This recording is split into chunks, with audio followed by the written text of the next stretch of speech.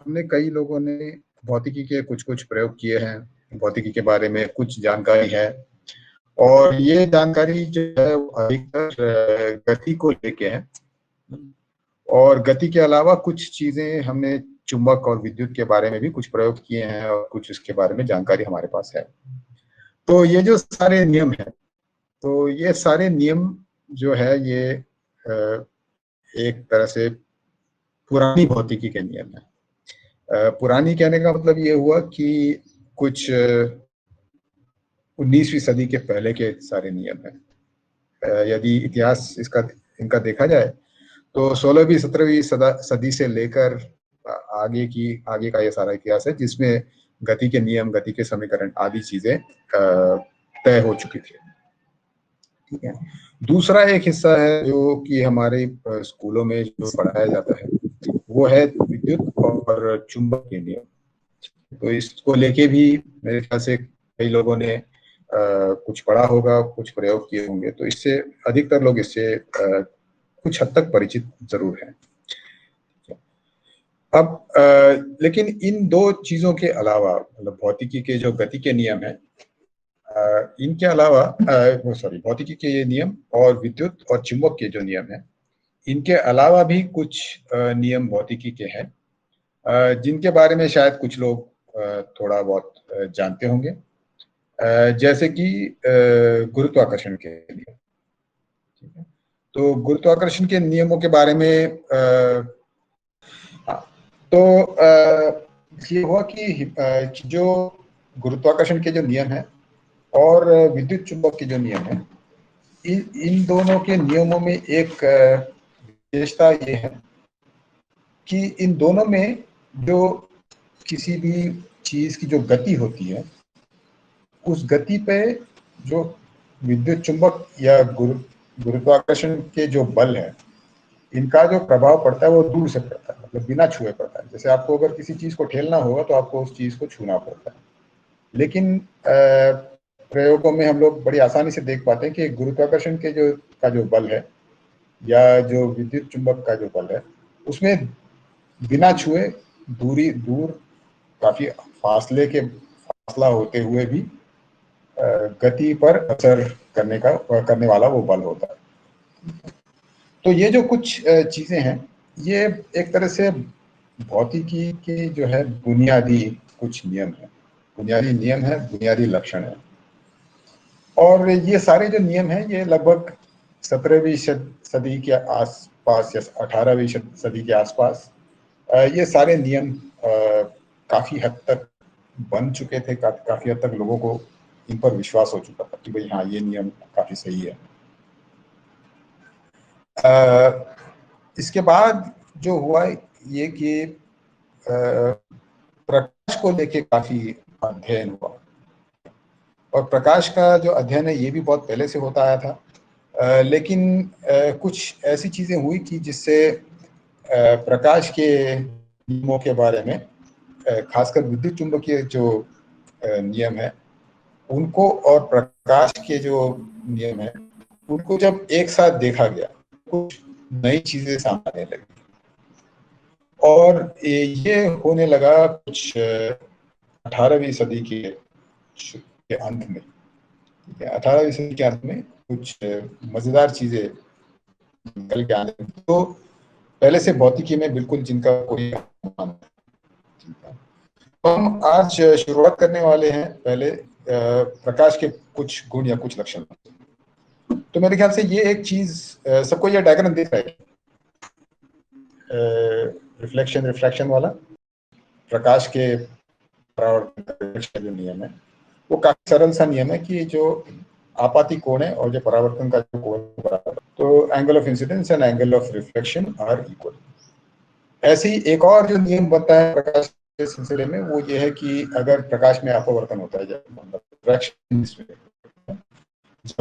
जैसे मान लो हवा से कांच में या कांच से पानी में या इस तरह से तो अलग अलग पदार्थों में जब प्रकाश का संक्रमण होता है तो उसमें भी जो है उसके नियम के प्रकाश के संक्रमण के नियम ये काफी अच्छी तरह से समझ चुके थे। और बाकी जैसे इंद्रधनुष दिखता है या बाकी कुछ इस तरह से प्रकाश के जो मजेदार जो चीजें हैं, इनके बारे में भी लोगों की समझ काफी हद तक बन चुकी है।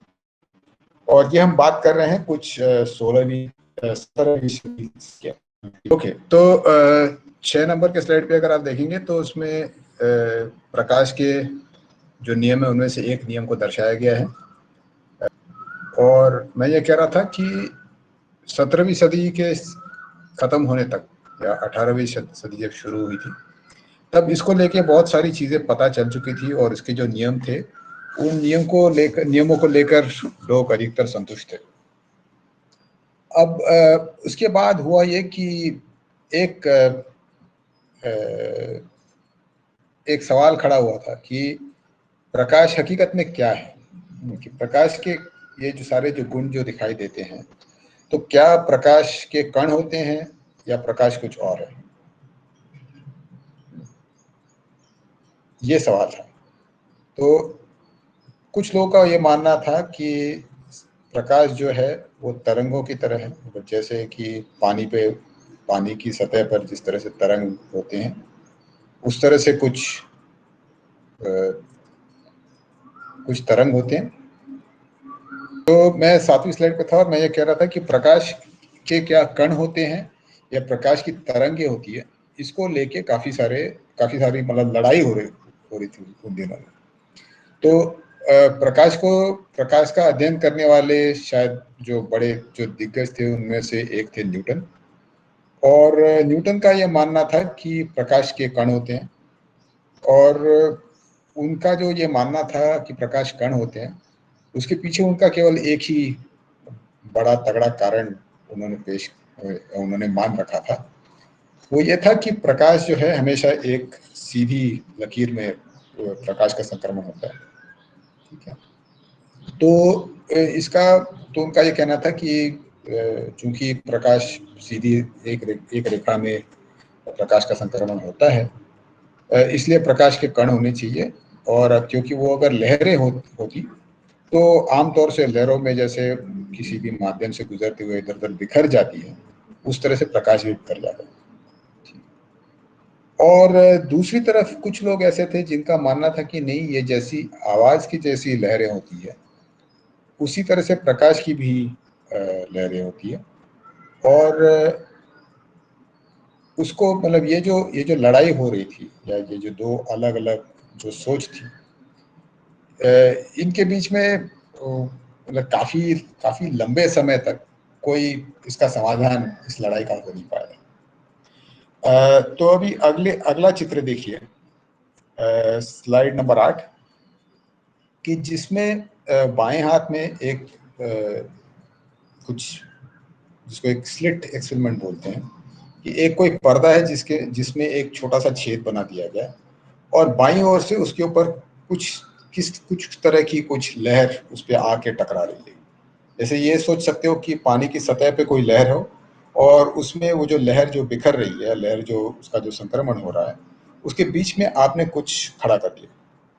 तो होता यह है कि अगर वो जो एक एक क्या कहे एक बैरियर जो है उसमें जो आपने एक छेद बना दिया, तो वो छेद अगर उन तरंगों के नाक के आसपास का अगर बन जाता है, जैसे उन दो चित्रों में दिखाया गया है। पहला जो बाएं ओर का जो चित्र है उसमें दिख रहा है कि लहरों के आकार में कुछ परिवर्तन हो रहा है। बाईं तरफ जो लहरें बाईं ओर से दाईं ओर जा रही है, वो लहरें जो एक तरह से जो ये जो दिखाया गया है, उसमें सीधी रेखाओं से लहरें बाईं ओर दिखाई गई है, और दाईं ओर जो है वो उसका आकार बदल गया है, इनका आकार बदल गया है। तो ये हो रहा है उस छेद की वजह से। ठीक है, उस पर्दे में जो छेद बना हुआ है उसकी वजह से। तो मेरे ख्याल से इस तरह की चीज़ें जो इसमें जो लहरों की दिशा में जो परिवर्तन हो रहा है, जैसे कि दूसरे चित्र में दिख रहा है कि जो लहरें पहले बाईं ओर जो सीधी चल रही थी, एक ही दिशा में चल रही थी, वो अब एक गोलाकार में फैलती जा रही है। सीधी एक ही दिशा में जाने के बजाय गोलाकार या अर्ध गोलाकार आकार में फैल रही है।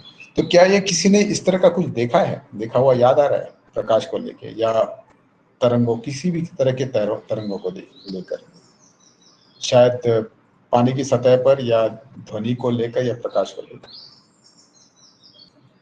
कि जब प्रकाश के या ध्वनि के तरंगों के रास्ते में जब कोई कुछ आप रख देते हैं तो उनमें, हाँ पानी के साथ, किसी ने कोई लिख रहा है कि पानी के साथ देखा है, हाँ पानी की सतह पे देखा होगा। पानी की सतह पर अगर आप बीच में कोई अगर एक, जैसे मान लो तालाब हो और तालाब की सतह पर आपने एक पत्थर फेंका, तो उस पत्थर के जरिए जो जो लहर जो बनती है, तो अगर रास्ते में कहीं कुछ उसमें एक आध कोई पत्ता गिरा हो या कोई कोई डंडी रखी हो, तो वहां पर उन तरंगों की जो दिशा है वो दिशा बदल जाती है। अच्छा, बीच में अभी एक कोई सवाल था कि उसमें क्या दिशा उसकी, is the direction correct, it seems waves from the lower slip should bend downwards. नहीं, ये दोनों तरफ जाएगी क्योंकि इसमें पूरी सिमेट्री है, तो ये दोनों तरफ फैलेगी, ऊपर नीचे दोनों तरफ, और अर्धगोल के आकार में फैलेगी। इसमें कोई ऊपर नीचे में कोई फर्क नहीं होगा। ठीक है, तो ये जो फर्क पड़ता है, या ये जो दिशा में जो फर्क पड़ता है, इसको कहते हैं डिफ्रैक्शन। डिफ्रैक्शन के लिए मेरे ख्याल से हिंदी शब्द जो है वो विवर्तन है। अगर कोई और शब्द है तो वो मुझे बताइए, लेकिन मेरे ख्याल से इसका सही शब्द विवर्तन है। तो जो तरंगों में जो विवर्तन होता है, सवाल यह था कि क्या इस तरह का कोई विवर्तन प्रकाश के साथ भी देखा जा सकता है। तो विवर्तन को लेके जो सवाल थे या जो प्रयोग थे, वो प्रयोग कुछ 17वीं 18वीं सदी के अंत में काफी बड़े पैमाने पे किए गए थे, और उनमें से एक बहुत जो जाना माना जो प्रयोग है वो यंग्स डबल स्लिट एक्सपेरिमेंट है, जिसको मैंने दाएं ओर की चित्र में दिखाया है। तो उसको थोड़ा सा बड़ा करके देखेंगे उस चित्र को तो थोड़ा आसान आसान रहेगा। तो उसमें आप देखेंगे कि एक पर्दा है जिसमें एक छेद बनाया गया है, और उस छेद में से कुछ लहरें निकल रही हैं जो कि हमारे पहले चित्र की जैसी है। बाईं ओर से कुछ उसमें लहरें आ रही हैं, और जहाँ छेद है जिसका नाम S0 है, उस S0 से निकलती हुई जो लहरें हैं उनका आकार बदल गया है, वो अर्धगोलाकार बन गई है। और वहां से निकल के ये जो लहरें हैं वो दो आगे और दो छेद हैं S1 और S2, उनसे आके टकरा रही है, और वहां से फिर निकल के फिर उनके दो नए गोलाकार तरंगों में उनका परिवर्तन हो रहा है। फिर आगे जाके ये हो रहा है कि ये जो लहरें हैं ये आपस में कुछ उनका मेलजोल हो रहा है। तो मेरे ख्याल से फिर से मैं वो जो पानी की तरंगे हैं उनका जिक्र करूंगा मैं, कि जब आप तालाब की सतह पे, जैसे मान लीजिए आपने एक के बजाय दो पत्थर फेंके, हाँ मतलब ये, हाँ चेतन का सवाल था कि ऊपर से गिरा हो तो पूरा गोल दिखता है और साइड से गिरा हो तो अर्ध गोलाकार दिखता है, सही है। हम लेकिन इसमें ये आधे गोलाकार की बात कर रहे हैं, क्योंकि उसमें ये माना गया है कि बाईं ओर से लहर जो है आ रही है, और फिर वो एक जगह पे कोई छेद है जहाँ से वो उनका विवर्तन हो रहा है। ठीक है, और इसमें जो छेद जो बनाया गया है, ये छेद अगर बहुत बड़ा बना दिया जाए तो फिर उसमें कोई विवर्तन बनता ना होता हुआ दिखता नहीं है। विवर्तन होने के लिए यह जरूरी है कि जो छेद है, उस छेद का जो मान लो उसका जितना जितना बड़ा हो छेद, वो छेद उस लहर की जो तरंग लंबाई है उस तरंग लंबाई के आसपास होनी चाहिए। उससे अगर बहुत बड़ा हो गया तो फिर ये विवर्तन जो है ये देखने को मिलता नहीं है, ये होता ही नहीं है। मतलब उसके जो परिणाम जो है, उसका जो असर जो है वो दिखाई नहीं देती। तो जैसे मान लो कि आपके पास जो तरंगे हैं उन तरंगों की लंबाई जो है कुछ 2 4 5 सेंटीमीटर है, और आपका छेद अगर 50 या 60 सेंटीमीटर का हो, तो जाहिर है कि उसमें से वो लहर पूरी तरह आर पार निकल जाएगी, उसमें किसी तरह का विवर्तन नहीं होगा। लेकिन यदि वो छेद अगर 1 आध सेंटीमीटर जैसा बड़ा हो, तो उसमें से विवर्तन पूरी तरह से होता है, अच्छी तरह से होता है, और उसके जो परिणाम है वो हमको देखने को मिलते हैं। ये आपको आप एक बार खुद करके देखिए कि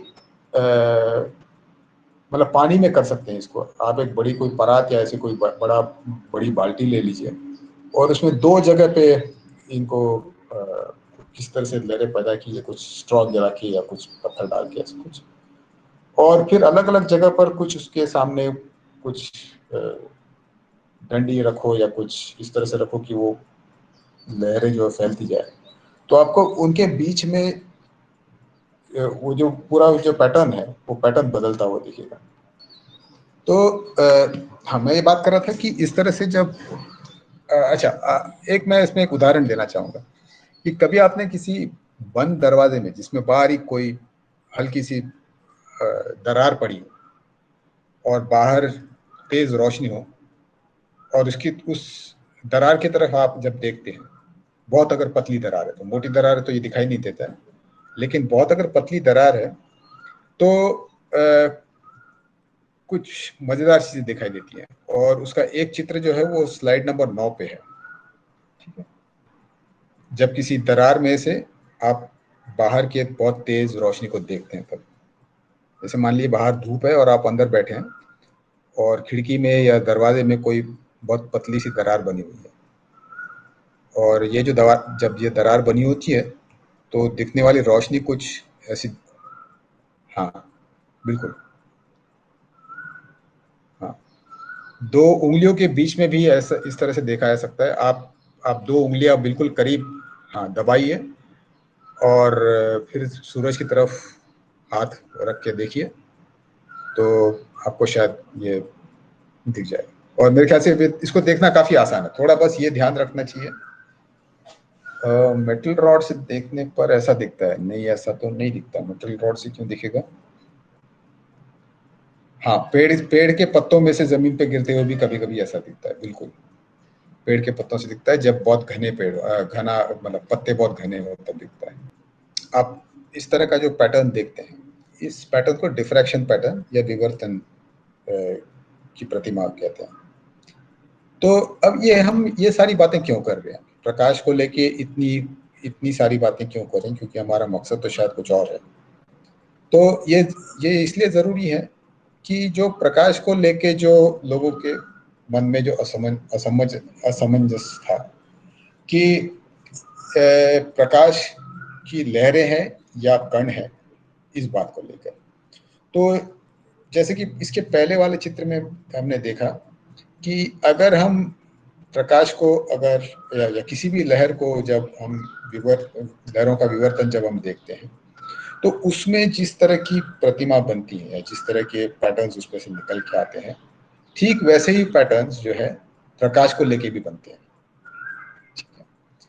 तो बात यह है कि अगर एक तरफ आप कह रहे हैं कि प्रकाश के कण है, स्लाइड नंबर 11 पे चलते हैं, और स्लाइड नंबर 11 पे जो बायां चित्र है उसको देखिए कि यदि प्रकाश के अगर कण होते तो बाएं चित्र में जैसे दिखाया जा रहा है, तो उसके सामने कोई भी अगर एक चीज उसको रोकने वाली अगर रख दी जाए तो प्रकाश के जो कण उससे टकरा रहे हैं वो रुक जाएंगे, और जो आगे जिनके सामने कोई भी किसी भी तरह की कोई बाधा नहीं है वो सीधी रेखा में चलते रहेंगे। तो उससे होगा ये कि जो प्रकाश का जो चलन है या प्रकाश के का जो संक्रमण है वो सीधी रेखाओं में होता रहेगा, और उसमें कोई दूसरा कोई सवाल मतलब दूसरा कोई नया उसमें कोई कुछ देखने को नहीं मिलेगा। लेकिन यदि जैसे वहीं पे जो दूसरे चित्र में दिखाया गया फिगर 5 पार्ट 2, कि जिसमें यदि प्रकाश की लहरें हैं और लहरें इस दीवार से या इस क्या कहते हैं बैरियर से अगर टकराती हैं तो उनकी दिशा में परिवर्तन हो जाता है, और इस दिशा में परिवर्तन होने की वजह से जो प्रकाश पहले जो बिल्कुल सीधी रेखा में चलने वाला प्रकाश था वो अभी वहां पे झुक रहा है। ठीक है, तो ये जो झुकना है, ध्यान रहे कि ये झुकना जो है ये अपवर्तन की तरह नहीं है। अपवर्तन में झुकाव इसलिए आता है क्योंकि जो माध्यम बदल जाता है, आप हवा से कांच में चले जाते हैं, कांच से पानी में चले जाते हैं। यहाँ पे ऐसा कुछ नहीं हो रहा है। यहाँ पे एक केवल एक कोई किनार है या एक कोई उसके रास्ते में कुछ हल्की सी बाधा है और उसकी वजह से इसकी दिशा बदल रही है, प्रकाश की दिशा बदल रही है, प्रकाश के संक्रमण की दिशा बदल रही है। और इस तरह से मतलब ये अगर आप इस तरह की चीज़ों को अगर देख सकते हैं, इस तरह की विवर्तन को अगर देख सकते हैं, तो जो प्रकाश का जो कणीय जो मॉडल है, प्रकाश के कण होते हैं, ये जो मॉडल है, ये फिर शायद मॉडल सही नहीं है। तो इस मतलब ये जो बात हुई थी, या ये जो दूसरा जो प्रयोग है जिसके बारे में अभी हमने थोड़ा सा जिक्र जिसका किया, यंग्स डबल स्लिट एक्सपेरिमेंट, ये 1802 में हुआ था। और इसको ले मतलब ये जब प्रयोग हुआ तो फिर लोगों के दिमाग में ये सवाल ये आया कि भाई फिर आखिर ये है क्या, प्रकाश जो है वो कण है या प्रकाश की तरंग है। तो जब ये इस तरह के सवाल जब लोग इनसे जब जूझने लगे तो इसका कोई भी सीधा हल किसी को देखने को नहीं मिला। उसके बाद ये हुआ कि दूसरा एक जो सवाल लोगों के दिमाग में आने लगा था कि वो था कि पदार्थों की रचना के बारे में। ठीक है, अब ये बिल्कुल दो अलग अलग चीजें। एक हमने प्रकाश के बारे में हमने कुछ पढ़ा, कुछ देखा, और प्रकाश के साथ साथ भौतिकी में दूसरा एक जो बहुत उसका एक क्या कहना चाहिए, दूसरा एक हिस्सा जो है वो है पदार्थ और बल वगैरह वगैरह। उसमें से पदार्थों की रचना को लेके भी बहुत सारी चीजें तब तक समझ में आ रही थी। तो प्रकाश के बारे में कुछ चीजें समझ में आ रही थी और प्रकाश के बारे में कुछ चीजें समझ में नहीं आ रही थी। खासतौर पर इस बात को लेके बहुत सारे सवाल थे कि क्या प्रकाश कण है या प्रकाश तरंग है। अब दूसरी तरफ ये हो रहा था कि जो पदार्थ है अलग अलग, जैसे कि आप आसपास का कोई पदार्थ आप ले लीजिए, तो लोहा उठाइए, पानी उठाइए या कोई भी उठाइए, तो इसकी जो अंतर्गत जो रचना है उस रचना को लेकर भी बहुत सारी चीजें तब तक समझ में आ चुकी थी। कि जैसे खासकर जो रसायन के जो प्रयोग हुए थे, रसायन में जो बहुत सारे अलग अलग तरह के प्रयोग हुए थे, जिससे ये मोटे तौर पे समझ में आ रहा था कि सारे पदार्थ हैं जो कणों के बने होते हैं। तो पदार्थ यदि कणों के बने हैं तो क्या इनके जो छोटे कण हैं, क्या हम उन कणों को देख सकते हैं? इस तरह का सवाल उपस्थित होना बहुत ही वाजिब बात है। तो ये पदार्थों की जो कणीय रचना है, इस कणीय रचना को समझने में काफी सारा समय लगा था। लेकिन ये जो 18वीं सदी जब चल रही थी, तो 18वीं सदी में फिर यहाँ तक मतलब मोटे तौर पे ये समझ में आ रहा था कि हाँ, ये सारे कण हैं। अब ये छोटे कण कितने छोटे हैं, इन कणों के गुण क्या है, ये सारे जो नए सवाल थे वो धीरे धीरे बन रहे थे। अब ये हुआ कि 1897 में पदार्थों के जो कण है, इनकी रचना, कणों की रचना, अब हम पदार्थ की रचना नहीं कह रहे हैं, लेकिन ये कह रहे हैं कि पदार्थ के कण हैं और इन कणों की रचना के बारे में हम कुछ अनुमान लगाने की कोशिश कर रहे हैं। तो अभी आप 22 नंबर के स्लाइड पे देखिए, उसमें एक प्रयोग का चित्रण किया गया है। ये प्रयोग थोड़ा जटिल है, लेकिन इसको समझाने की मैं कोशिश करता हूँ। इसके जिसका जो मकसद है, इस प्रयोग का जो मकसद है वो ये देखना है कि क्या प्रकाश के कणों की कोई अंतर्गत और भी कोई रचना है, ठीक है, या प्रकाश के कण अपने आप में पूरे हैं, उनका कोई और अंतर्गत उसकी कोई और रचना हो नहीं सकती। इस तरह के सवालों को लेकर यह प्रयोग किया गया था। क्या किसी को मेरे ख्याल से चैट में कुछ सवाल आ गए होंगे। ये जो प्रयोग है वो कुछ ऐसा है कि जो नीला जो एक डिब्बा बना हुआ है, उस डिब्बे में का जो में से जो है हवा, अधिकतर जो है हटा दी गई है, मतलब उसमें बहुत कम दाब वाली हवा है। ठीक है, जैसे मतलब ये कितनी कम होगी, तो ये सोचिए कि जितनी हवा का नॉर्मल जो प्रेशर होता है उसका कुछ एक मतलब 1/10,000 या 1/1 लाख जैसा, नहीं 1/1 लाख या 1/10 लाख जैसा, इतना छोटा हिस्सा। ठीक है, ऐसे बहुत कम दबाव उसका हवा का जो है वो उस नीले डिब्बे के अंदर है। ये कांच की नली है जैसे, और इस नली के अंदर जो दो काले जो दोनों छोर में जो काले ऐसे डंडे बने हुए हैं, वो एक तरह से कुछ एक से प्लेट्स हैं, जैसे हमारे बैटरी में सेल में जैसे होते हैं उस तरह के दो प्लेट्स हैं। और इनके बीच में एक बहुत ज़्यादा हाई वोल्टेज लगाया हुआ है।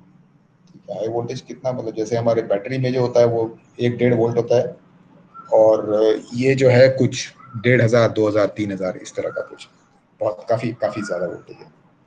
तो ये एक हाई वोल्टेज सर्किट है, और इस सर्किट में जो दो बाएं और जिसमें कैथोड और एनोड लिखा हुआ है, इन दोनों के बीच में मोटे तौर पे कहा जाए तो खाली जगह है, उसमें बीच में कुछ नहीं है, मतलब उसमें कोई वायर जुड़ा हुआ नहीं है। वायर जो है वो केवल बाहर है, जो लाल रंग की दिखाई है। अब जब ये आपको जैसे मालूम है कि अगर आप कोई एक बैटरी ले लेते हैं, वो जो नीचे हाई वोल्टेज जनरेटर जो लिखा हुआ है उसको आप एक बैटरी मानिए, बस फर्क ये है कि ये बैटरी बहुत ज्यादा वोल्टेज देती है। तो अब अगर ये बैटरी, उससे अगर दो तार निकाल लें, जैसे इसमें एक पॉजिटिव और नेगेटिव चिन्ह बने हुए दो लाल रंग के तार दिख रहे हैं, तो अगर इन दो तारों को अगर जोड़ा नहीं जाए तो कोई करंट उसमें जाएगा नहीं। ठीक है, और ये जो नीला जो ट्यूब बना हुआ है, जो खाली ट्यूब है, इसमें से कोई अंदर कोई उसमें कुछ भी जोड़ा हुआ नहीं है, वो खाली है। तो मोटे तौर पे ये लोगों का तब का मानना रहा होगा, या मेरे ख्याल से आज भी अगर किसी को ये दिखाया जाए तो लोग ये मानेंगे कि भाई अगर इसमें अंदर कोई तार जुड़ा हुआ नहीं है तो इसमें से कोई करंट नहीं बहेगा।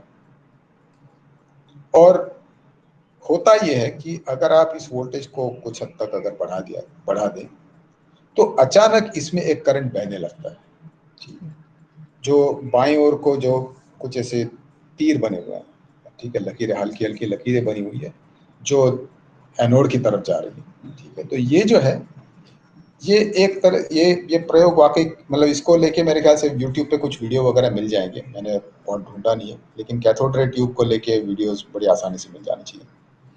तो होता यह है कि जैसे ये वोल्टेज कुछ हद तक, मतलब काफ़ी हद तक दिया जाता है, तो इसमें इस ट्यूब में एक करंट बहने लगता है, और उसी तरह का करंट जैसे आमतौर पे बिजली के तारों में होता है।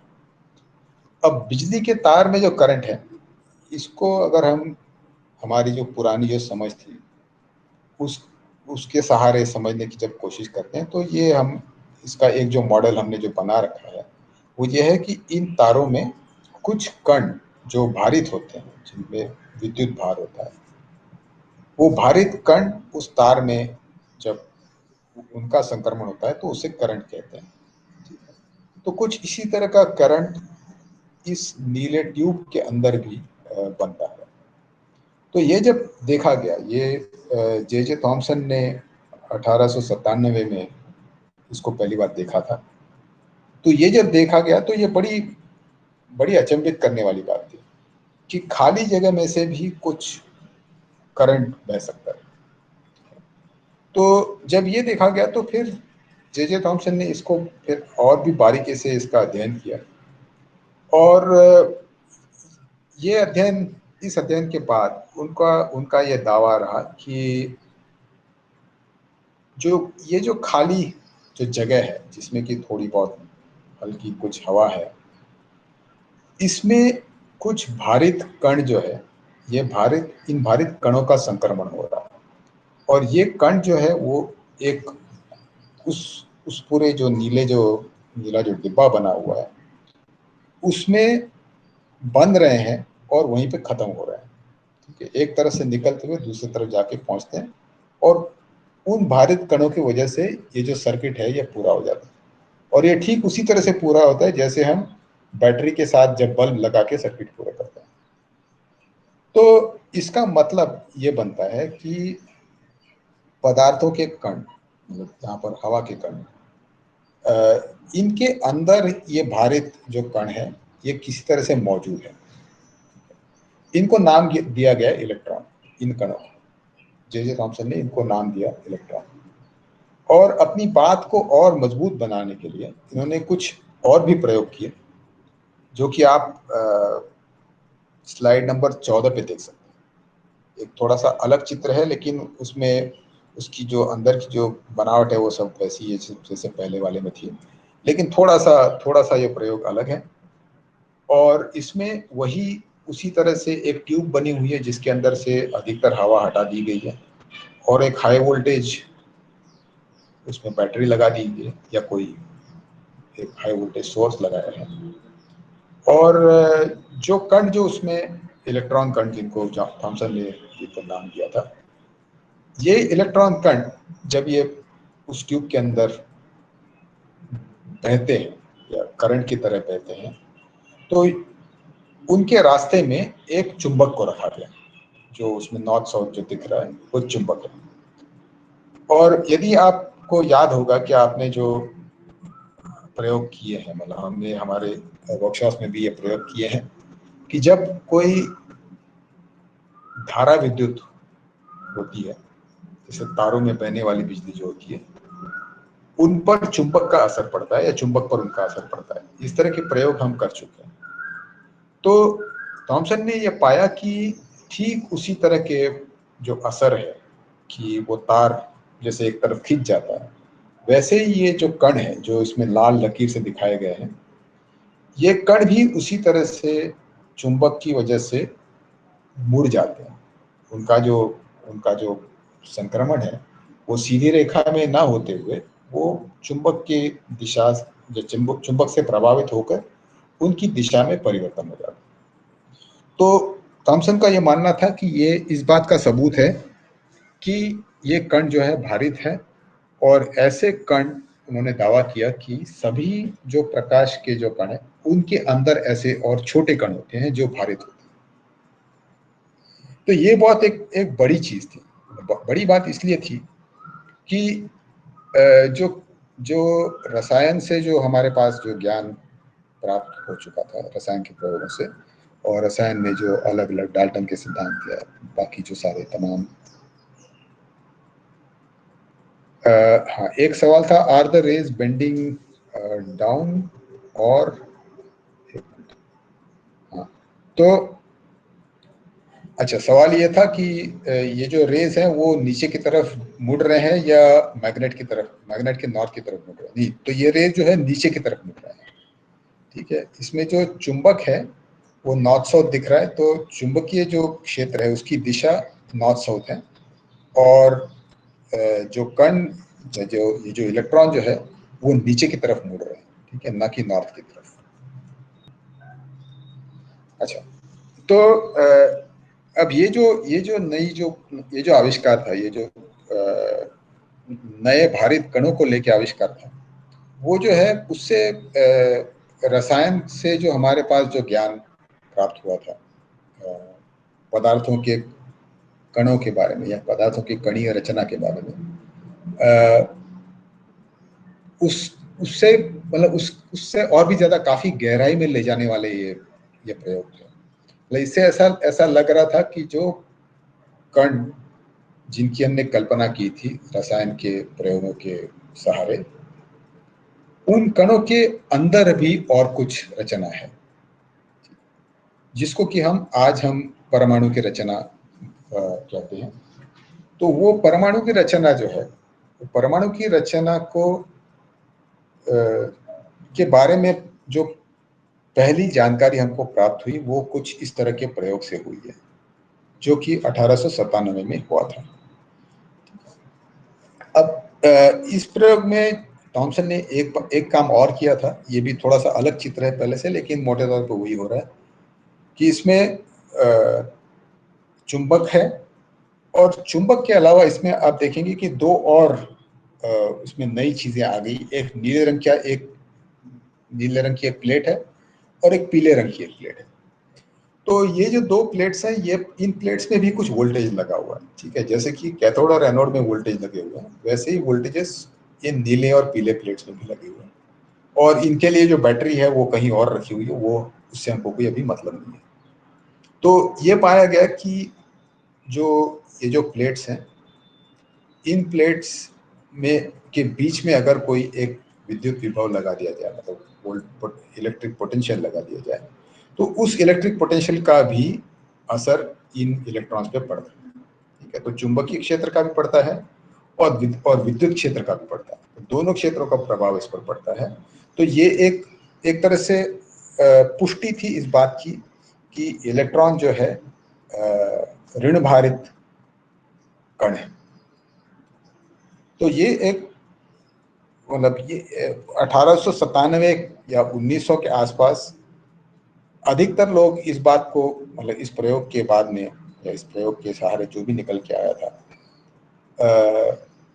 उससे इस बात को मानने लगे थे कि जो अणु है या जो पदार्थों के जो कण है, परमाणु है, इनके अंदर भी कुछ रचना है जिसको हम अभी तक समझ नहीं पा रहे थे, जिसका हमको बिल्कुल अनुमान नहीं था। और ये जो इलेक्ट्रॉन्स जो है कि जो इस प्रयोग के बाद जिनकी कल्पना रखी गई थी, ये हमको ये बताते हैं कि हम जिन अणुओं को अब तक मान के चले थे कि इससे छोटे और कोई कण नहीं हो सकते, ये शायद उतना सही नहीं था। इसमें कुछ नई चीजें और इसमें आने वाली है, उसकी रचना और भी इससे जटिल है। तो इसके बाद आप थोड़ा सा इसमें एक हल्का गड़बड़ हो गया है। अभी आपको चलना पड़ेगा स्लाइड नंबर 17 पर, स्लाइड नंबर 16 नहीं, स्लाइड नंबर 17 पर, थोड़ा आगे पीछे हो गया। तो थॉमसन ने जो एक कल्पना की थी पदार्थों के कणों की, उसका एक चित्र यहाँ पे रखा गया है, ठीक है। तो ये जो चित्र है, एक यहाँ पे कुछ सवाल है।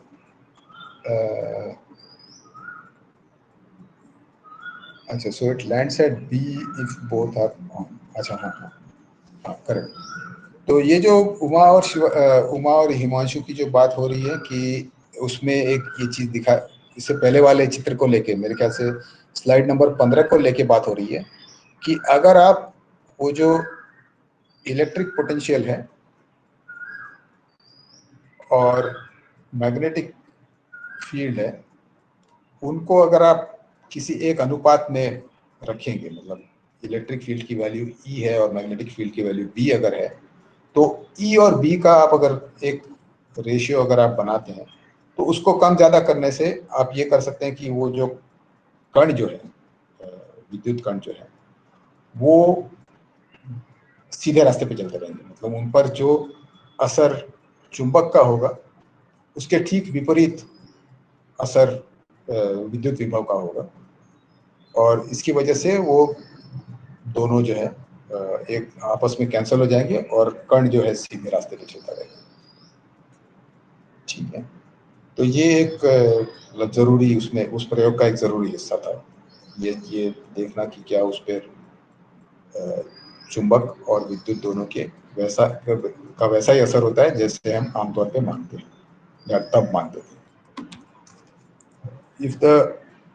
if the velocity of the charge particle is equal to the ratio of the electric field to the magnetic field,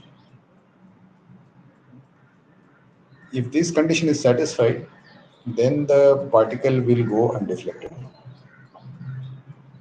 The electron will travel in a straight path.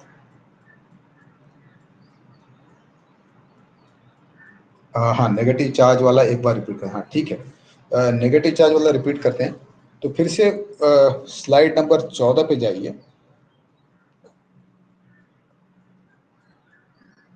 तो स्लाइड नंबर 14 पर यह दिखाया गया है कि जो ये ट्यूब है, इस ट्यूब में किस तरह से एक करंट बन रहा है, हाई वोल्टेज की वजह से एक करंट बन रहा है। और ये करंट तब है जब उसमें कुछ भारित कण जो है वो उनका संक्रमण हो रहा हो, नहीं तो उसको करंट नहीं कहेंगे। करंट हम लोग जैसे वायर में जो करंट की बात करते हैं, कुछ उसी तरह से यहाँ भी करंट की बात कर रहे हैं। तो कुछ उसमें भारित कण जो है उनका संक्रमण हो रहा है। तो आप देखेंगे कि ये जो भारित कण जो उस चुंबक के बीच से गुजरते हुए आगे बढ़ रहे हैं, तो चुंबक का जो प्रभाव उन पर पड़ता है, चुंबक का जो बल उन कणों पर पड़ता है, वो कण यदि धन भारित हो तो ये कण ऊपर की तरफ मुड़ेंगे, और वो अगर ऋण भारित हो तो वो नीचे की तरफ मुड़ेंगे।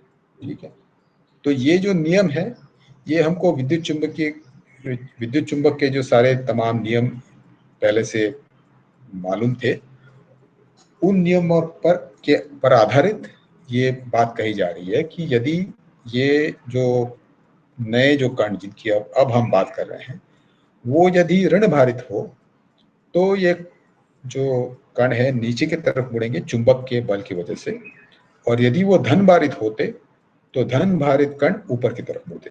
सचिन, क्या बात समझ में आई? हाँ, ठीक है। तो अब चलते हैं एक और फिर से उस चित्र पे, स्लाइड नंबर 17 पर।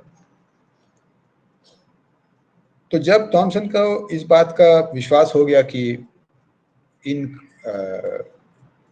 हवा के कणों में से ऋण भारित कण निकल के आ रहे हैं, और रसायन के तमाम प्रयोगों से ये पहले से मालूम था कि पदार्थों की एक जो इकाई है वो पदार्थ कणों के बने हुए हैं और उसकी एक इकाई एक कण है।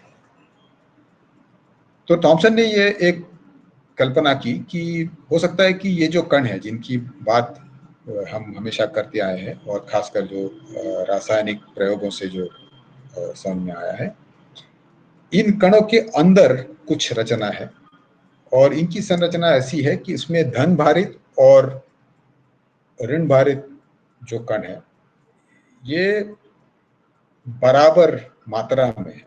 मतलब जितना ऋण भार हो उतना ही धन भार उसमें होगा, ताकि ये कण पूरा मिला के बिल्कुल भार बिना भार का होगा, उस पर कोई भार नहीं होगा। ठीक है, और फिर उन्होंने दूसरी बात ये रखी। अब सवाल ये था कि इसमें से जो ये ऋण भारित कण है वो तो निकल के आ रहे थे, धन भारित कण निकल के क्यों नहीं आ रहे थे?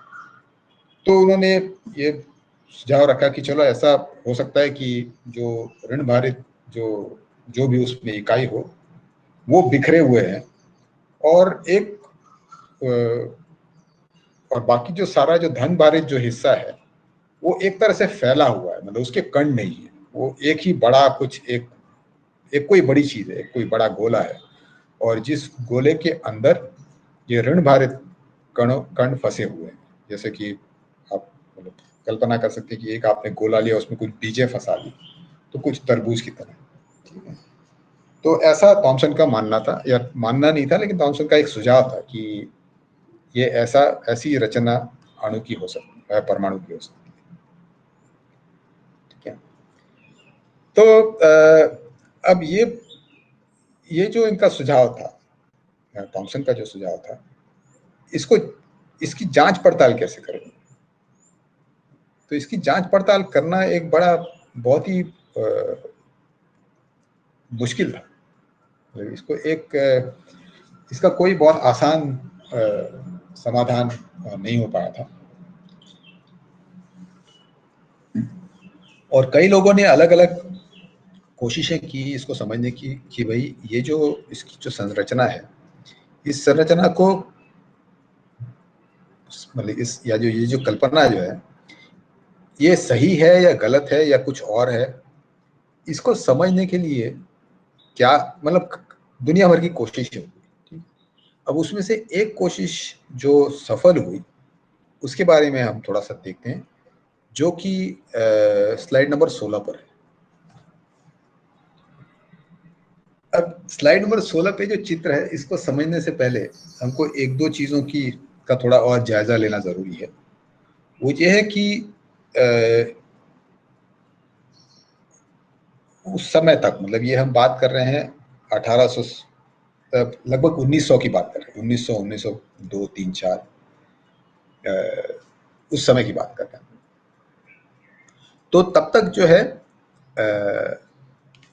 एक्सरेज और बाकी तमाम, हाँ, उमा ने लिखा है कि ये कैथोड रे एक्सपेरिमेंट्स, हाँ सही है, हमने जो अभी जो देखा वो कैथोड रे एक्सपेरिमेंट ही है, और कैथोड रेज नेगेटिव चार्ज हैं, इसलिए actually the plum pudding models trying to explain the cathode ray experiments because cathode rays were produced no matter what the cathode was made of. हाँ, हाँ मतलब इसमें हाँ थोड़ा, अभी उमा ने जो लिखा है मेरे ख्याल से उतना सरल नहीं है, थोड़ा सा उसमें और भी है कि वो जो हवा जो है, हवा के भी उसमें इलेक्ट्रॉन्स हैं, तो मतलब केवल एक कॉम्बिनेशन नहीं, लेकिन अलग अलग कॉम्बिनेशन से ये दिख रहा था कि हमेशा ये इलेक्ट्रॉन्स बनते हैं, हमेशा इस तरह के जो कण है, ये कण बनते हुए दिखाई देते हैं, ताकि चाहे आप उसमें अलग अलग तरह के कैथोड क्यों इस्तेमाल करें या उसमें से हवा के बजाय कोई और गैस डाल दें, तो ये सभी, इन सभी के साथ ये हो रहा था कि इलेक्ट्रॉन्स अलग अलग तरीके से बनते हैं। हाँ, कैनाल रेस की थोड़ी सी बात थोड़ी और कठिन, मतलब थोड़ी ज़्यादा जटिल बात है, उसके बारे में बाद में बात करेंगे। और ये वो जो कैनाल रेस में जो फ़र्क है वो सही है, वो गैसेस के अलग अलग होने से है, लेकिन फिर भी ये मतलब मोटे तौर पे ये कहा जा सकता है कि इन सभी में जो कण थे वो एक ही प्रकार के कण थे, उन सभी पर चुंबक और विद्युत विभव का वैसा ही असर दिखाई दे रहा था जो बिजली के परिप्रेक्ष्य में दिखाई देता है। तो दूसरा ये जो प्रयोग था, ये रदरफोर्ड का प्रयोग था। तो ये प्रयोग जब हुआ तो उसमें इन्होंने किया ऐसा था कि तब तक हमारे पास एक्सरेज और अलग अलग तरह के बाकी जो तमाम किरण है, अल्फा बीटा गामा किरण, इनकी खोज हो चुकी थी, और इनके जो गुण थे वो गुण ऐसे थे कि अल्फा कण जो है वो पतली, मतलब झिल्ली में से आर पार निकल जाते हैं, बीटा किरण जो थे वो भी ऐसे आर पार निकल जाते हैं, और गामा किरण तो और भी ज्यादा, मतलब मोटी परतों के बीच से गुजर के निकल जाते हैं। तो ये क्या क्या इनके बारे में सबको मालूम है? अल्फा बीटा गामा रेस के बारे में कुछ पढ़ा है सब लोगों ने? ओके, तो अभी तक ना तो किसी ने कहा नहीं है, 8-10 लोगों ने हाँ कहा है, तो मैं मान के चल रहा हूँ कि इसको आगे बढ़ाया जा सकता है। तो ये अल्फा कण जो है, अल्फा कण जिन पदार्थों में से निकलते हैं, उन पदार्थों के बारे में कुछ जानकारी तब तक थी लोगों के पास। तो रदरफोर्ड और उसके जो साथी थे, इन्होंने एक प्रयोग किया जिसमें इन्होंने एक अल्फा कण जिसमें से निकलते हैं, ऐसे एक पदार्थ को एक डिब्बी में रखा, और इस डिब्बे में एक छोटा सा छेद बना दिया ताकि उसमें से एक ही दिशा में ये अल्फा कण निकल के आ जाए, जो कि इस चित्र में दिखाया गया है। जो काले रंग का जो डिब्बा है, उस डिब्बे के अंदर अल्फा कण रखे हुए हैं, और ये अल्फा कण उसमें से सीधी रेखा में निकल के एक सोने की एक बहुत पतली झिल्ली पे टकरा रहे हैं। तो ये जो कण जो टकरा रहे हैं, तो उम्मीद ये थी कि ये इस झिल्ली की वजह से ये कण रुक जाएंगे या बिखर जाएंगे।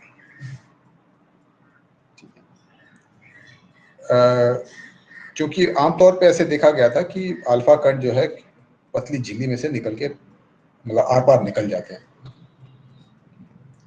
तो अभी ये जो प्रयोग जो किया गया, ये बहुत मतलब अलग अलग मोटाई की झिल्लियों के साथ किया गया, और बहुत पतली झिल्ली जब रदरफोर्ड ने उसमें लगा दी, तो मजेदार बात ये हुई कि उसमें से जो कण गुजर रहे थे, तो उसमें अधिकतर कण तो आगे की तरफ निकल के जा रहे थे, लेकिन ये कण जो है, ये कण सारे एक दिशा में नहीं जा रहे थे, काफी फैल के जा रहे थे। और सबसे सबसे मजेदार बात ये थी, सबसे दिक्कत में डालने वाली बात ये थी कि ये इनमें से कुछ कण जो है पीछे की तरफ भी आ रहे हैं। मतलब ठीक उसी तरह जैसे आप अगर कोई कंचा किसी चीज को मार के फेंक के मार रहे हैं, तो कंचा उस चीज से टकरा के सीधे आपके पास वापस आ जाए। मतलब इस लगभग उसी तरह से कुछ अल्फा कण जो है, ये अल्फा कण उस झिल्ली से टकरा के पीछे की तरफ आ रहे थे। अधिकतर आगे जा रहे थे, लेकिन कुछ पीछे भी आ रहे थे। और फिर रदरफोर्ड ने ये इस प्रयोग में ऐसा किया कि जो हरी जो पट्टी दिखाई दे रही है, गोलाकार जो पट्टी दिखाई दे रही है, इस पट्टी पर अलग अलग जगह पे रदरफोर्ड ने ये नापने की कोशिश की कि किस दिशा में कितने कण आ रहे हैं। तो अभी यह है कि थोड़ा सा इस प्रयोग को अच्छी तरह से समझ लेते हैं कि जो ये अल्फा कण जो है, ये बहुत कम मात्रा में निकल रहा है। ठीक है, तो ऐसा नहीं कि बहुत सारे अल्फा कण आ रहे हैं, बहुत कम मात्रा में अल्फा कण आ रहे हैं। और ये अल्फा कण जो है सोने की झिल्ली से टकराते हुए बिखर रहे हैं, और अलग अलग जगह पे नापा जा रहा है कि भाई सीधे सामने वाली दिशा में अगर मैंने यहाँ से अगर मान लो 1000 कण अगर छोड़े हैं, तो उनमें से कितने कण सीधे सामने निकल के आ रहे हैं।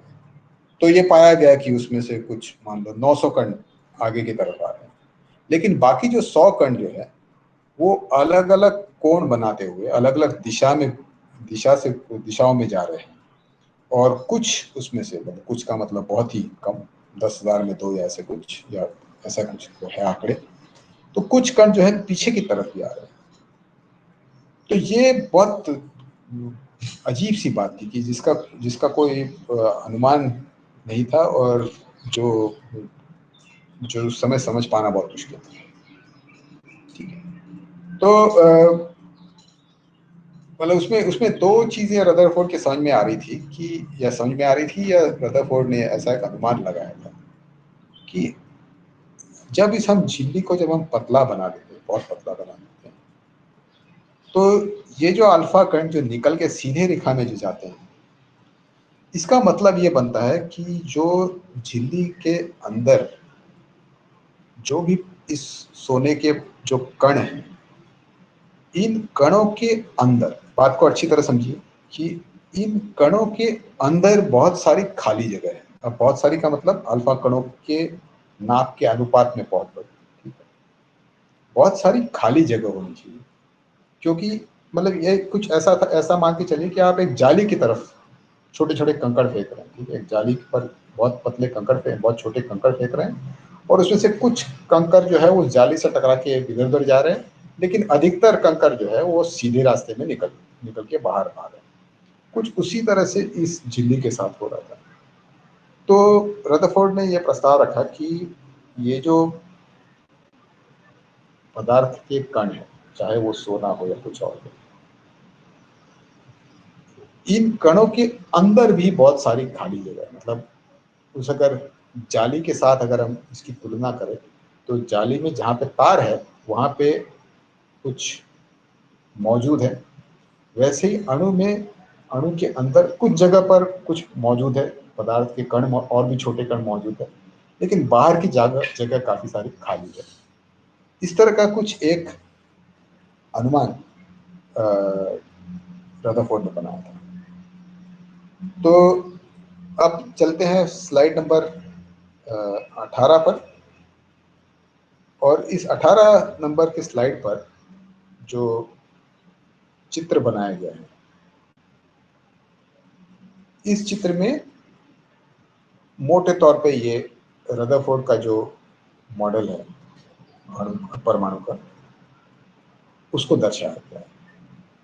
तो रदरफोर्ड ने ये कहा कि जो हमारा पहले का जो थॉमसन का जो मॉडल था, प्लम पुडिंग मॉडल, उस प्लम पुडिंग मॉडल के बजाय उसके प्रयोगों के से जो भी उसको जानकारी मिली, उसके आधार पर उसने जो मॉडल बनाया, उसमें धन भारित जो एक हिस्सा है उसका, वो हिस्सा उसके केंद्र में है। उसके बाहर जो है ये हल्के कण है जो ऋण भारित है। अब ये उसने बाहर ऋण भारित और अंदर धन भारित, इसका अनुमान कैसे लगाया, वो आपके जो अल्फा कण है उनके संक्रमण में जो बदलाव हो रहे थे उनका गणित या उसका जो गति के जो नियम है, गति के नियमों के सहारे ये मतलब गति के जो सारे नियम होते हैं और उनके बीच में जो बल है, दो धनभारित कणों के बीच में जो बल होता है वो बल ऐसा होता है कि वो एक दूसरों से दूर ले जाते हैं कणों को। तो अल्फा कण अगर इस रदरफोर्ड वाले एटम पर अगर छोड़े जाए तो जाहिर है कि वो केंद्र की तरफ नहीं न जाते हुए केंद्र से दूर जाएंगे, अगर केंद्र धनभारित है तो कुछ इस तरह से ही रदरफोर्ड ने अपना अनुमान बनाया था कि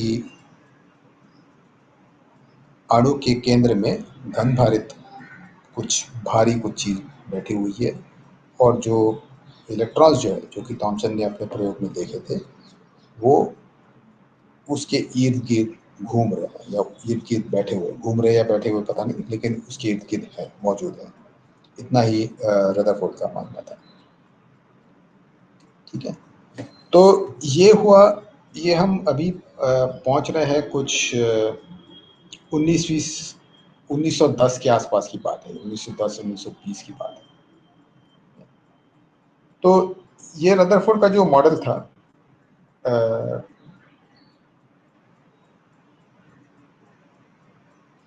ये रदरफोर्ड के मॉडल में ये पता चल रहा था कि, या पता चल रहा था मतलब इसमें उससे ये एक अनुमान बना था कि जो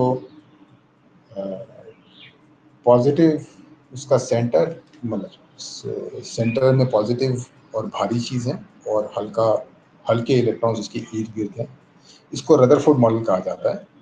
और ये मॉडल जो रदरफोर्ड ने बनाया था उससे तब तक की जो तमाम जो प्रयोग थे या जो भी निरीक्षण थे, जो भी चीजें लोगों ने देखी थी प्रयोग के सहारे, मोटे तौर पे उन सभी को समझाने के काबिल था ये मॉडल। और उसके बाद ये हुआ कि जब ये मॉडल बना तो लोगों को लगा कि जो पदार्थों के कणों के अंदर की जो रचना है उस रचना को हम समझ गए हैं और अणुओं के बारे में हम जो भी जानना है वो सब शायद हम अभी जान गए हैं। तो अच्छा, पहला सवाल रमा का है, what was it known what these rays were made of? No, it was not known what they were made of, but ऐसा है कि जो चुंबक क्षेत्र में और विद्युत विभव का जो असर उन कणों पे पड़ रहा था उससे उनके भार और उनके वजन, इन दो चीजों के बारे में काफी सटीक अनुमान लगाया जा सका। तो मतलब what they were made of, इसका जवाब देना थोड़ा कठिन है, लेकिन ये कण थे और इन कणों का भार और कणों का वजन, इसके बारे में काफी सटीक अनुमान बना लिए गए थे। निधि का सवाल था कि जो कैथोड रे ट्यूब वाला एक्सपेरिमेंट है उसमें से जो इलेक्ट्रॉन्स निकल रहे हैं वो एनोड पे जाके रुक क्यों नहीं जाते? अच्छा, तो अब उस चित्र को फिर एक बार ध्यान से देखें तो पता चलेगा कि उसमें एक छेद बनाया हुआ है, मतलब एनोड में एक छेद है, तो वो एनोड की तरफ बढ़ते हैं और छेद में से गुजर के बाहर निकल जाते हैं। तो एनोड पे इसलिए वो रुकते नहीं है, उसको अगर उसमें छेद अगर नहीं हो तो फिर वो रुक जाएंगे वहीं पर।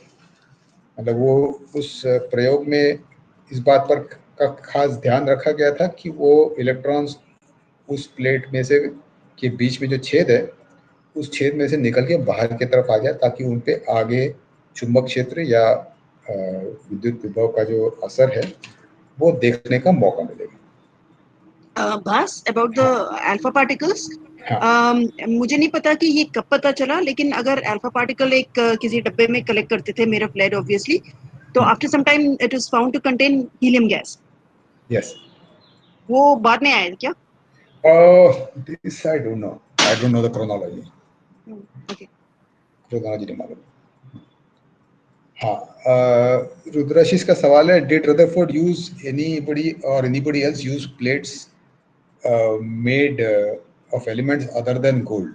हाँ, तो अभी मुझे ऐसा याद है कि किसी एक और एलिमेंट के साथ ही किया गया था, मुझे याद नहीं कौन सा एलिमेंट है, लेकिन सिल्वर के साथ चक्कर किया था। कौन सा? सिल्वर। हाँ, silver problem. Okay, see the problem उसमें यह है कि उतनी पतली झिल्ली बना पाना थोड़ा मुश्किल था। So gold was one element for which very thin foils could be rolled out. ठीक है, सिमिलरली फॉर सिल्वर, तो इन दो के साथ प्रयोग हुए थे, लेकिन बाकी उनके साथ हुआ था, मतलब रदरफोर्ड के समय नहीं हुआ था। बाद में फिर लोगों ने थिन क्रिस्टल्स वगैरह में ये सब चीजें करके देखी हुई है बाद में, काफी बाद में। अच्छा, और तकी का सवाल है कि can you relate this model with bore and Maxwell model. Okay, ठीक है, तो तकी का जो सवाल है ये हमारे अगले सेशन का मुद्दा होगा। ठीक है। तो आज के सेशन में मुझे थोड़ा एक दो चीज और मुझे कहनी है, एक दो सवाल एक्चुअली रखने हैं आपके साथ। तो ये जो रदरफोर्ड वाला जो मॉडल है, तो रदरफोर्ड वाला मॉडल, अच्छा हमारे स्लाइड में आगे भी कुछ है, लेकिन मेरे ख्याल से हम 18 नंबर की स्लाइड पे रुकने वाले हैं आज। इसको, ये अगर मॉडल हम मान लेते हैं, अच्छा नहीं रुकेंगे नहीं, आज एक और सवाल रखूंगा मैं, तो थोड़ा सा आगे बढ़ेंगे और बाद में रुकेंगे। तो ये जो मॉडल बन गया है रदरफोर्ड का मॉडल, की इसके सेंटर में एक भारी सा कुछ पॉजिटिव चार्ज है और नेगेटिव चार्जेस उसके इर्द गिर्द रखे हुए हैं। तो इसको लेके एक बहुत ही बड़ा सवाल खड़ा हो जाता है, जिसके बारे में हम आज के सेशन के अंत में बात करने वाले हैं। हमने शुरुआत जो की थी, वो शुरुआत ये की थी कि प्रकाश की रचना के बारे में या प्रकाश के गुणों के बारे में हमने बात की। और उसमें से एक चीज ये, मतलब एक जो लड़ाई जो चल रही थी एक तरह से, वो ये थी कि क्या प्रकाश लहर या तरंगों की तरह है या प्रकाश के कण होते हैं। ठीक है, तो हमने ये देखा था कि जो विवर्तन से जुड़े जो प्रयोग थे, जैसे कि यंग्स डबल स्लिट एक्सपेरिमेंट या बाकी तमाम जो प्रयोग थे, उनसे ये बात साफ आगे निकल के जाहिर हो रही थी कि प्रकाश की लहरें होती हैं, प्रकाश के कण नहीं होते। और ये बात वहां खत्म हो गई थी, मतलब 18वीं सदी के अंत में, सॉरी 18वीं सदी के अंत में नहीं, 18वीं सदी के हाँ सही, 18वीं सदी के अंत में ये बात मोटे तौर पर तय हो गई थी कि प्रकाश की जो की लहरें होती हैं। अभी उसके बाद हमने दूसरा ये देखा कि पदार्थ के कणों के बारे में क्या संकल्पनाएं थी और उसके बारे में किस तरह के प्रयोग किए गए थे। तो ये अब ऐसा लग रहा है कि हमने आज जो दो चीजें देखी वो बहुत ही भिन्न चीजें, उनका एक दूसरे से कोई संबंध नहीं।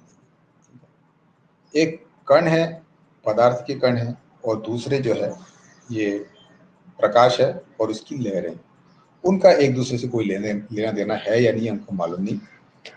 और तब मतलब लोगों का मोटे तौर पे ऐसे समझ भी थी लोगों की कि भाई प्रकाश अपने अपने आप में एक बिल्कुल स्वतंत्र एक कोई चीज है और पदार्थ जो है कुछ और स्वतंत्र चीज है।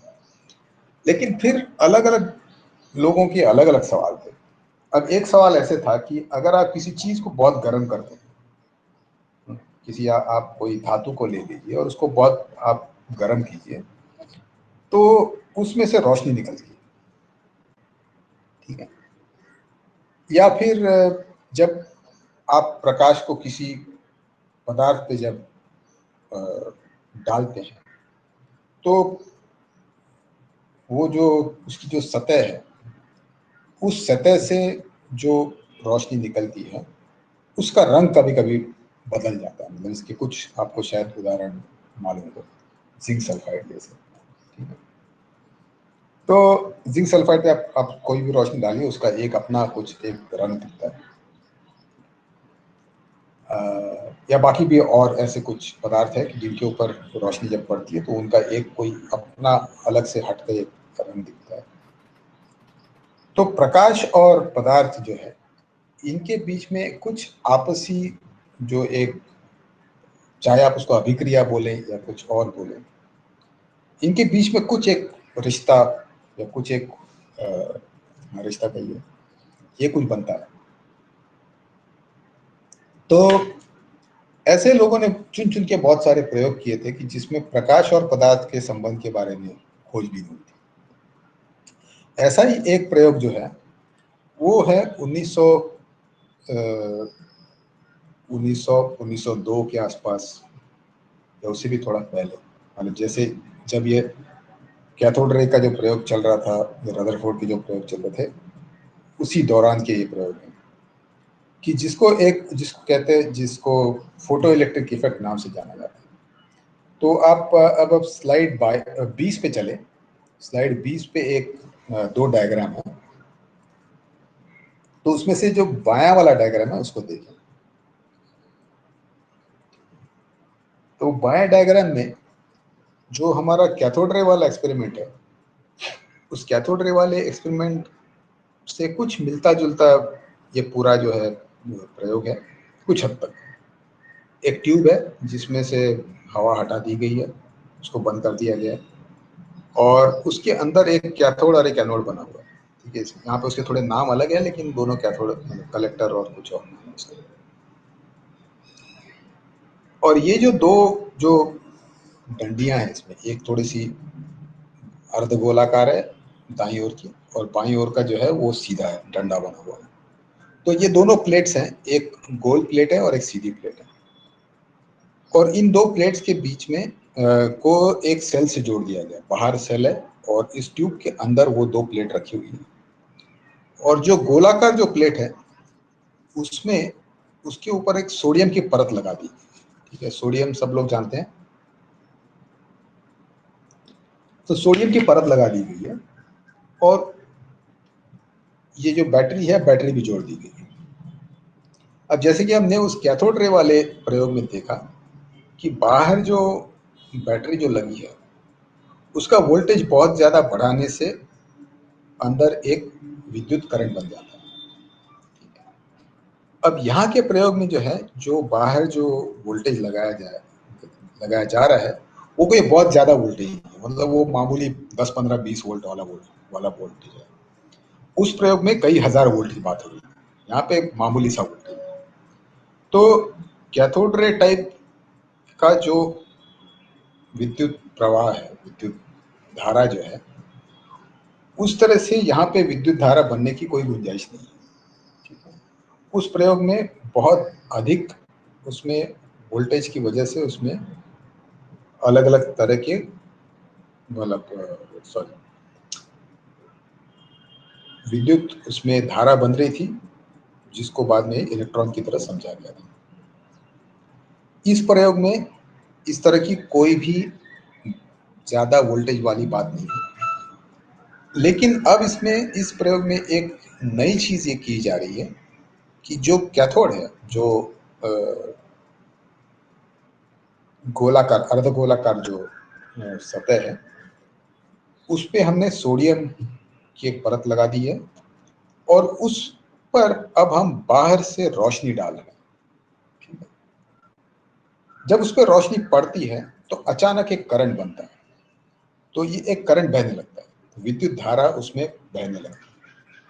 और जो उसके ऊपर जो प्रकाश डाल रहे हैं उसको अगर बंद कर दिया जाए तो ये विद्युत धारा जो है वो विद्युत धारा भी बंद हो जाती है। ठीक है, तो ये एक बड़ा नई खोज थी, एक बड़ा नया अनुभव था, और लोग ये समझने की कोशिश कर रहे थे कि भाई ये हो क्या रहा है। तो सवाल फिर ये था कि क्या इसमें भी उसी तरह से वो कण है जो जिनकी बात कैथोड रे ट्यूब में हो रही थी। तो ये भी धीरे धीरे समझ में आया कि हाँ, ये वही कण है, ये वही इलेक्ट्रॉन्स है जिनकी बात कैथोड रे ट्यूब में हो रही थी, वैसा ही कुछ बन रहा है। और बाकी भी और प्रयोग थे जिनका मैं अभी जिक्र नहीं कर रहा हूँ। 3 4 ऐसे बहुत बुनियादी प्रयोग थे कि जिन सभी में से ये दिख रहा था कि पदार्थों में से जो कण, मतलब इलेक्ट्रॉन्स जब निकल के आते हैं तो वो सभी पदार्थ में एक जैसे निकल के आते हैं। और जैसे वोल्टेज का असर हमने पहले वाले प्रयोग में देखा था, कुछ उसी तरह से प्रकाश के सहारे भी आप एक विद्युत धारा पैदा कर सकते हैं। अब ये उसके लिए ज़रूरी है कि आपके पास वहाँ पर वो जो सोडियम की परत है वो परत होना ज़रूरी है। कुछ अलग अलग नहीं, कुछ खास चीज़ों में ही इस तरह से धारा बनती है।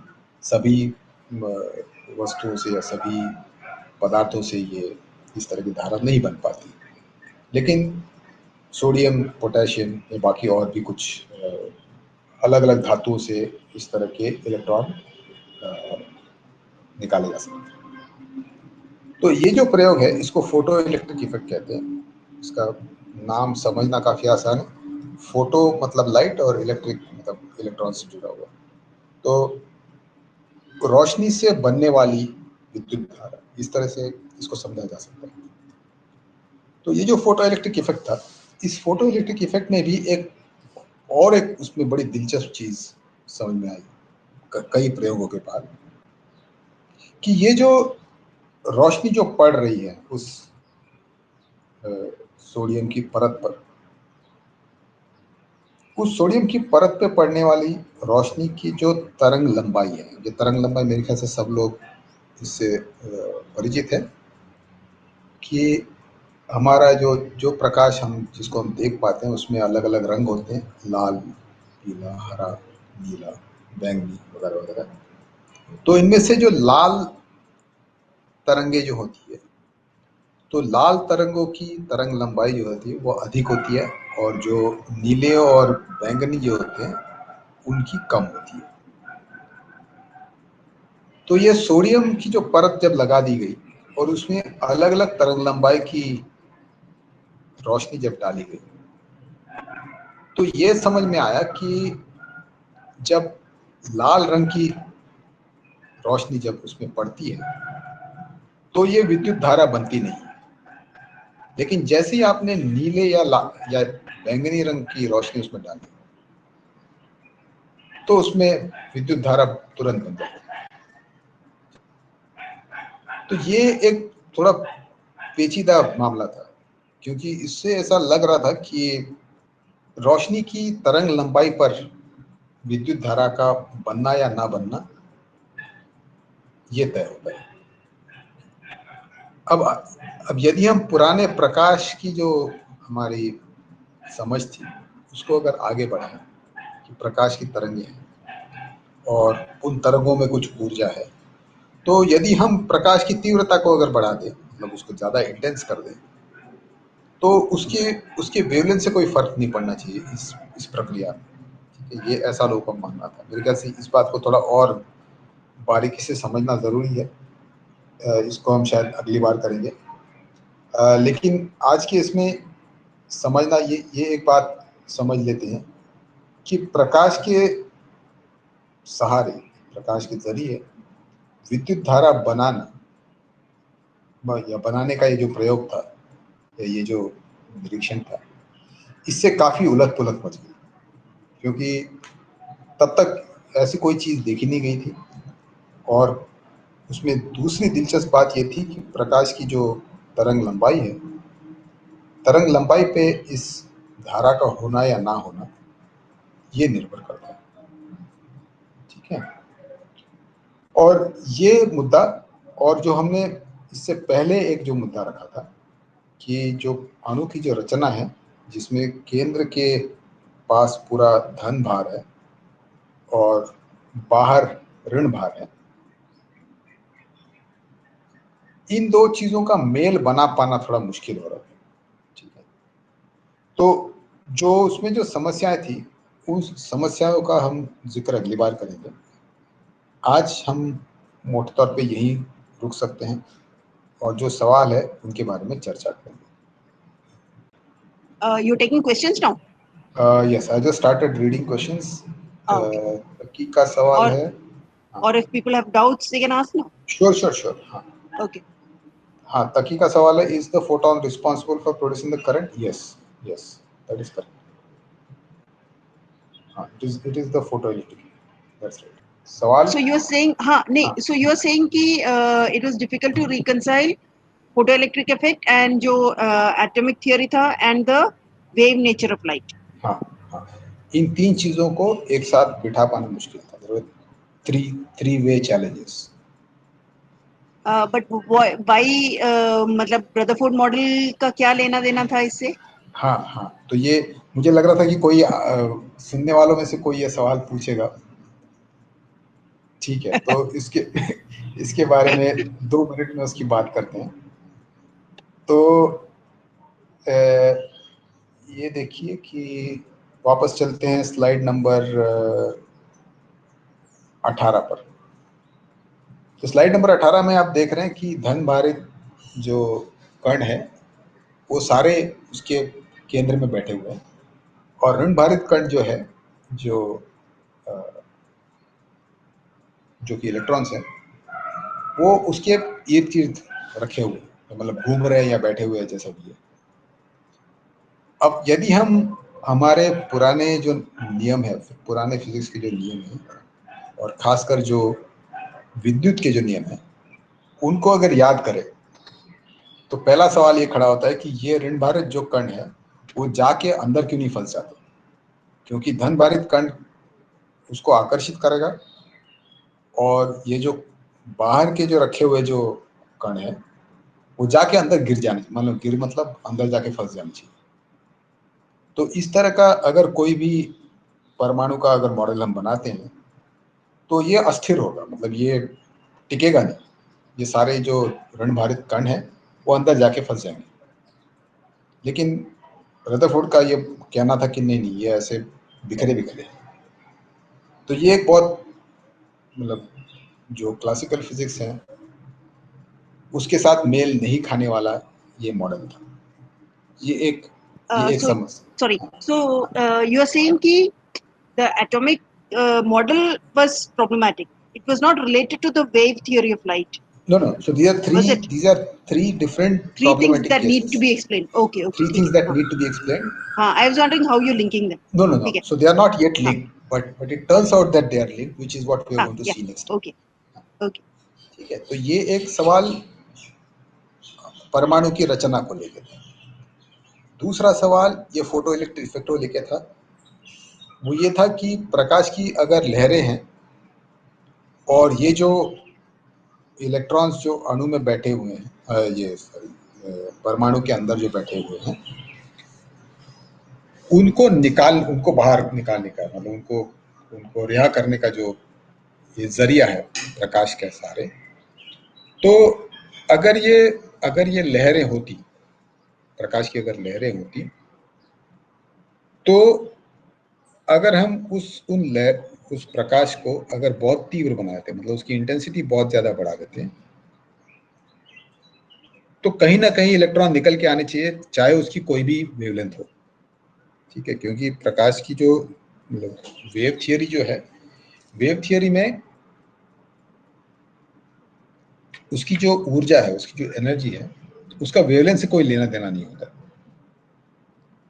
लेकिन यहां पर ये दिख रहा है कि जो इलेक्ट्रॉन्स को एटम से बाहर निकालने का जो ये प्रयोग है, इस प्रयोग में प्रकाश के सहारे जो ये इलेक्ट्रॉन्स को निकाला जा रहा है, उसमें प्रकाश की जो लहरें हैं, उन लहरों की लंबाई कम या ज्यादा होने से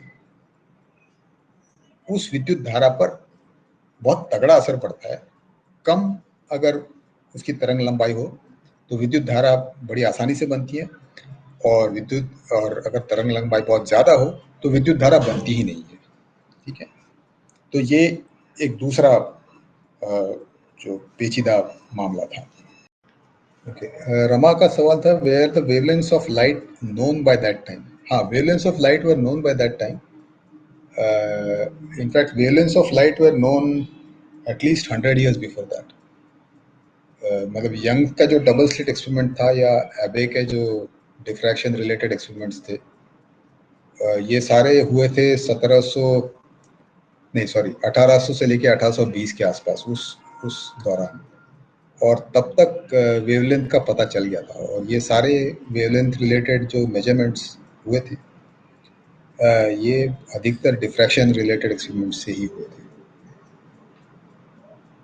तो वेवलेंथ का काफ़ी सटीकता से तब तक पता चल गया था। अच्छा, उमा का सवाल है, but with light of the right wavelength if the intensity was increase then more electrons are produce. Correct, ये बात सही है। ओके, तो मंजूषा का सवाल है कि I am unable to imagine these things and relate. हाँ, ये सारी चीज़ें हम अगली बार करेंगे, मतलब ये फोटो इलेक्ट्रिक इफेक्ट को थोड़ा और ध्यान से हम अगली बार देखेंगे इसको, ताकि ये जो सवाल है इनको हम थोड़ा अच्छी तरह समझ पाए।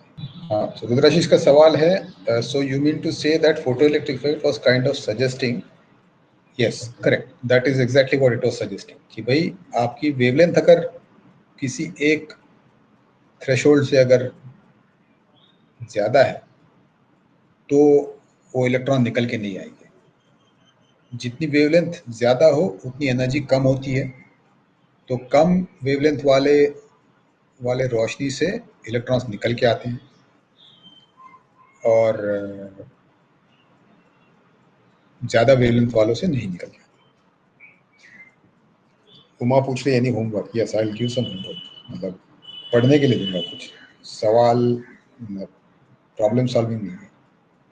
अच्छा, what exactly is a wave? अच्छा, वेव समझना तो उतना मुश्किल नहीं है, मतलब आमतौर पे हम मैकेनिकल वेव जैसे समझते हैं, उसी तरह से कुछ, लेकिन ये किस चीज़ की वेवलेंथ है ये थोड़ा सा कठिन मामला है, तो उसके बारे में मैं थोड़ा कुछ कहूँगा आपके। निधि का सवाल है, so wavelengths were calculated by Davisson Germer experiment. नहीं, डेविसन जर्मर एक्सपेरिमेंट अलग था। डेविसन जर्मर एक्सपेरिमेंट की बात हम अगली बार करेंगे, they are related to electrons, that experiment is related to electrons.